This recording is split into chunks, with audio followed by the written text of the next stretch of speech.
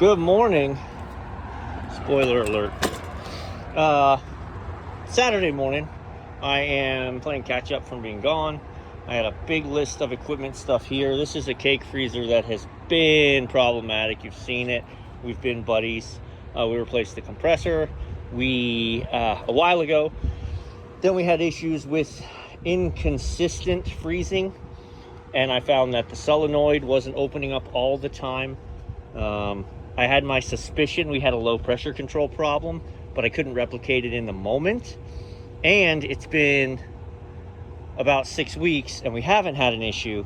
And now all of a sudden the temps are just too high. It's still freezing and it's working, but it's always at like 10 or 12 degrees and there's just weird isms going on. So when I got here, the unit was running.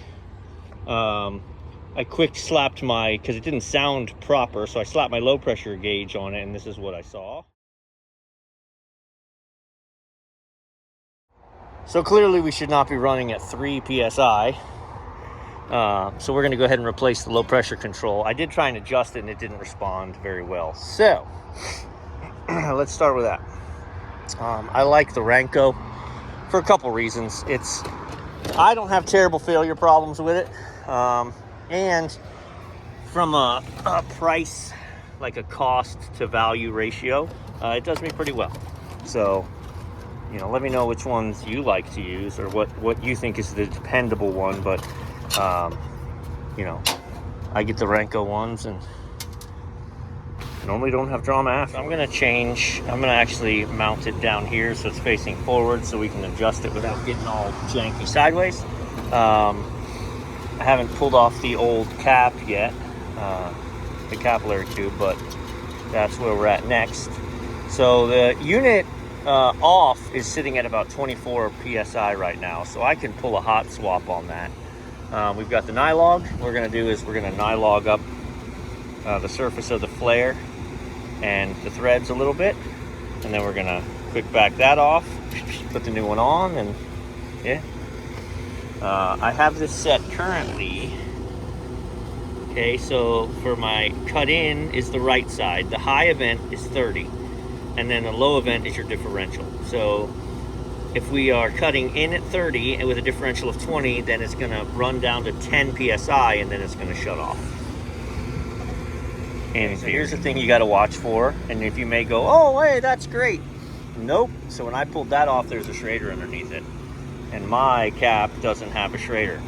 So now I have to pull out that Schrader cap.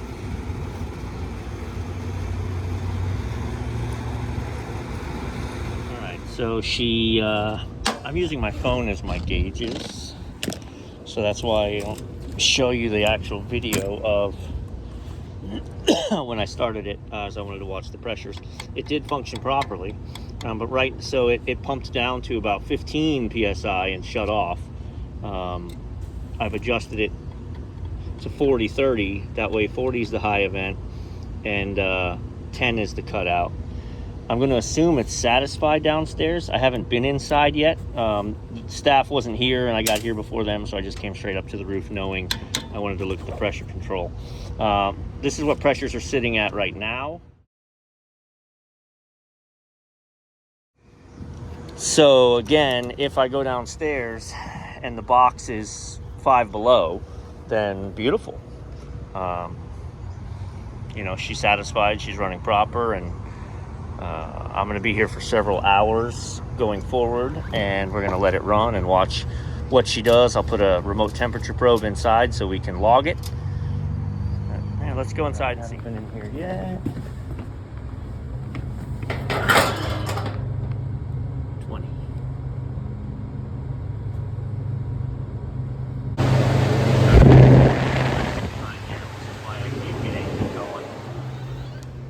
So, let us initiate a manual defrost. Man, with coils clear, I'm like, solenoid's open and it wants to run 5 PSI. Like, I can't run like that. But yeah, that's why. I was working on some other stuff. This girl's still in a defrost.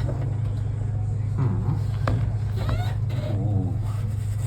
She's in a defrost, but she ain't. Look, no defrosting happening. So now the question becomes, is the controller not sending the power? Okay, or is there something up top, a safety that's killing us? I'm not going to test it down here. I'm actually going to open up top first. What I did first is I turned this switch off. Listen, because that is the contactor that shuts off the solenoid. So that turned off my upstairs unit. So then I opened the door and I just let it ride. So I got my fans running. I'm kind of doing an air defrost quick. I feel like there it is. That may be it right there.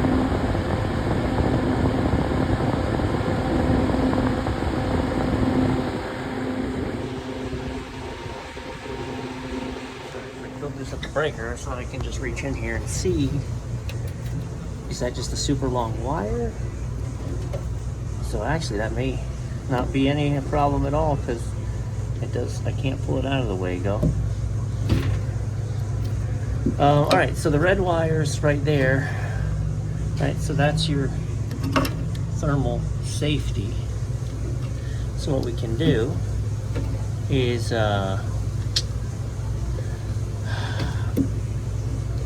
pull those red wires out. Okay, yeah, they're just super long.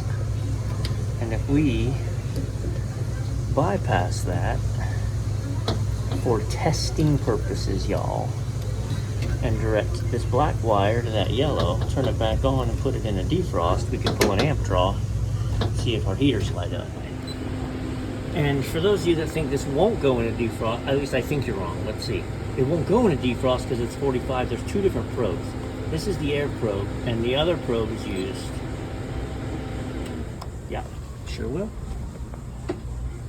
We still have no amps running through the circuit that was running through the high pressure cutout. I could have toned it, but I thought this would be more visually pleasing. All right, we do have tone up there across the red wires, so that makes me sad actually, because I was really hoping that was it. All right, so now I'm gonna go ahead and kill the breaker, put it all back together, and I'm gonna pull the controller out. We're gonna test this controller output voltage, or do we have a dead controller? All right, here you have it. So it's not set up how I would have set it up, because you would think this is the defrost, but it's not. This is the blue wire, which is running back and controlling the contact. It's this auxiliary channel 2, right? So right now we're in a defrost. This is our power coming in, 120, okay? When the fans were running from neutral to here, I had 120. Obviously I don't now because the fans are off. And then when the cooling cycle kicked in, I had 120 here, and I had nothing here. I just kicked into a defrost. I got nothing here. RL3 is the auxiliary. So what we're going to do to prove it, so I think we've got a bad controller. I think that second circuit isn't opening up. What I'm going to do to prove it, so I'm going to power it down, go again, and then I'm going to, these wires pull out. So I'm just going to switch a wire, right? So I'm going to switch the fan and turn off the compressor. And I'm going to take the yellow wire and I'm going to plug it into the fan. And that way, when I go turn it on, I'll put my amp clamp up top, and if I get heaters running, then I know my heaters themselves work. And it's just the control. So instead of killing the breaker to reset this, I just did this. So yellow's my heater, but I have it plugged into my fan circuit now. So now when I plug this in, and that energizes and says I got a fan. Oh, I still don't have amp draw. Okay, still have no amp draw, but now we're gonna just test voltage up here. So this verifies now to my yellow wire. So I'm in my yellow and I'm in my neutral block. I am sending 120 volts to the heaters but I'm not getting heaters. So this is the reason I go through this extra step of switching it. We have a bad controller, right? So what if I just told the operator, hey, I'm gonna order this exact controller. I'm not gonna monkey with putting in something different. Wire for wire, super simple. So I order this controller, I come back next week, I put it in, still doesn't work. And then I go, oh, you also need, if you think you've condemned a part, prove it, right? So I think we condemned this. Well, we just proved it wrong. Now, this is still condemned, but it's not the only problem. So I have to order a heater. Look at that heating element. I just started. Yeah, heating element's severed. That's our problem. So we're gonna keep this off at the breaker. I'll express an element and that controller. Ay, this thing.